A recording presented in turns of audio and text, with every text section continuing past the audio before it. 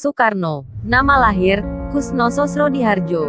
Lahir di Surabaya, Jawa Timur, tanggal 6 Juni tahun 1901, adalah Presiden pertama Republik Indonesia yang menjabat pada periode tahun 1945 sampai tahun 1967. Ia adalah seorang tokoh perjuangan yang memainkan peranan penting dalam memerdekakan bangsa Indonesia dari penjajahan Belanda.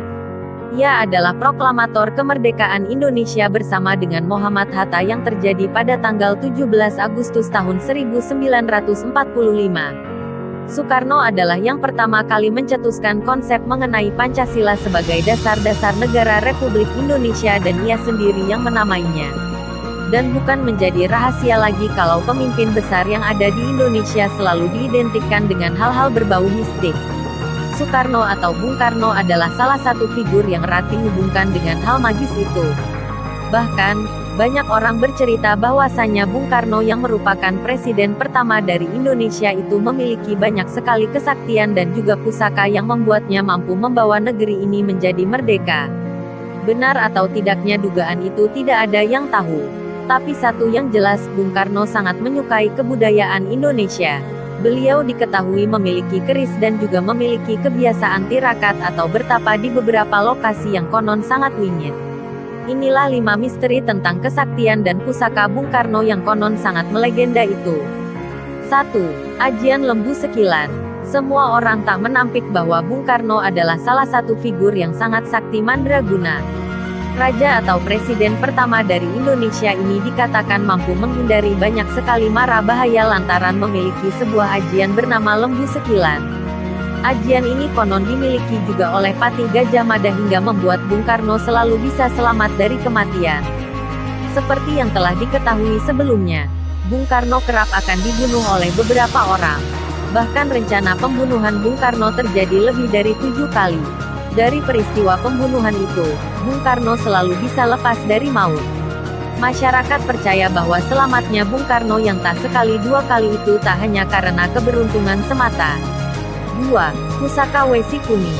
Selain aji lembu sekilan yang membuat Bung Karno bisa lepas dari bahaya dan kebal dari serangan, beliau diketahui memiliki sebuah pusaka lagi bernama Wesi Kuning. Pusaka ini konon hanya sebesar lidi dan kerap dibawa oleh Bung Karno kemana-mana dengan dimasukkan ke dalam kantong baju. Seperti halnya aji lembu sekilan yang membuat Bung Karno kebal dari mara bahaya. Pusaka Wesi Kuning diketahui membuat seseorang yang memakainya jadi kebal senjata. Selain itu, gangguan secara fisik ataupun supranatural tak akan bisa diberikan karena akan mental dengan kesaktian pusaka yang selalu dibawa oleh Bung Karno. Pusaka Wesi Kuning konon juga dimiliki oleh Menak Jinggo yang menyerang Majapahit. 3. Tongkat Komando. Bung Karno memang selalu mengelak jika dikatakan memiliki jimat atau pusaka. Seperti saat beberapa orang menanyakan kesaktian dari tongkat komando yang selalu dibawa kemana-mana oleh Bung Karno ketika menghadiri acara baik di dalam maupun di luar negeri. Tongkat komando yang dimiliki oleh Bung Karno itu konon berisi keris kecil yang sangat sakti. 4. Keris peninggalan Perang Puputan. Benar atau tidaknya Bung Karno memiliki keris peninggalan Perang Puputan masih simpang siur. Banyak yang bilang bahwa Bung Karno menerima keris itu dari ibunya yang masih memiliki darah Bali. Keris itu mampu melindungi Bung Karno dengan baik hingga akhirnya melenggang menjadi pemimpin Indonesia. Adapun beberapa kisah atau kejadian dan peristiwa percobaan pembunuhan terhadap Soekarno di antaranya. 1. Peristiwa Cikini. Barangkali dari semua kasus percobaan pembunuhan Bung Karno, peristiwa Cikini inilah yang paling parah. Peristiwa ini terjadi pada tahun 1957 saat Bung Karno menghadiri hari ulang tahun ke-15 perguruan Cikini tempat anak beliau menuntut ilmu. Saat acara sedang dimulai sebuah granat dilempar dan membuat 10 orang meninggal dunia. Dalam kejadian itu, satu pengawal dari Bung Karno meninggal dunia, dan anehnya beliau tidak luka sama sekali. Polisi akhirnya menangkap 4 orang pelaku teror yang akhirnya dihukum mati karena berusaha membunuh presiden.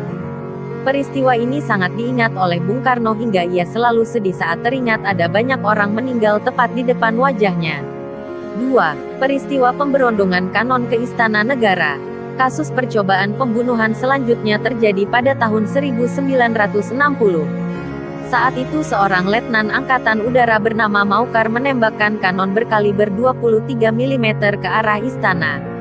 Kejadian ini membuat beberapa bangunan ambruk. Beruntunglah saat itu Bung Karno tidak ada di tempat karena memimpin rapat di gedung sebelah Istana Negara. Dalam kejadian ini Maukar ditangkap dan berkilah ingin membunuh Bung Karno. Namun Komjen Purnawirawan Dr. Haji Muhammad Jasin membenarkan peristiwa itu. Maukar ingin membunuh Presiden dan seluruh peserta sidang DPA yang saat itu diperkirakan yang sedang makan di Istana Negara. Sayangnya perkiraan itu meleset dan Bung Karno selamat. 3. Peristiwa Raja Mandala. Aksi percobaan pembunuhan selanjutnya masih terjadi di tahun 1960. Saat itu Bung Karno sedang menyambut Perdana Menteri Uni Soviet bernama Nikita Khrushchev. Dalam kunjungannya, Perdana Menteri Uni Soviet ini mengunjungi Bandung, Yogyakarta, dan juga Bali. Kunjungan kenegaraan ini adalah bentuk pengakuan Uni Soviet atas kekuatan Indonesia di kawasan Asia Tenggara. Saat kedua pemimpin besar ini ada di jembatan Raja Mandala, hal mengerikan itu datang. Sekelompok orang berusaha menyerang keduanya dengan cara yang mengerikan. Beruntunglah dalam aksi ini tidak ada korban yang terluka. Bung Karno dan juga Perdana Menteri Uni Soviet selamat. Penyerang dalam aksi ini adalah anggota DITII yang saat itu mulai berkembang dengan pesat. 4. Peristiwa penembakan saat Bung Karno melakukan salat Idul Adha. Menjadi presiden ternyata membuat Bung Karno harus kebal dengan aksi-aksi percobaan pembunuhan yang mengerikan. Setelah nyaris diledakkan dengan granat dan diberondong kanon dari pesawat, kali ini Bung Karno nyaris ditembak dengan senapan saat sedang melaksanakan salat Idul Adha di Masjid Baitur Rahim. Orang yang menembak berada di 4 staf di belakang Bung Karno. Dalam kasus ini peluru tidak mengenai Bung Karno. Peluru itu justru nyasar dan akhirnya mengenai Ketua DPR yang saat itu dengan bertugas menjadi imam salat. Pelaku pembunuhan ini adalah Haji Bahrum. Dia dikenai hukuman mati meski akhirnya Bung Karno memberikan grasi atau pemotongan masa tahanan buat para tahanan itu sendiri. 5. Serangan granat Makassar.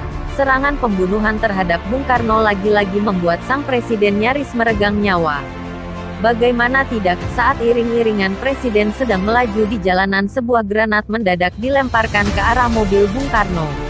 Namun, granat itu justru mengenai mobil lain hingga akhirnya meledak dengan sangat kuat.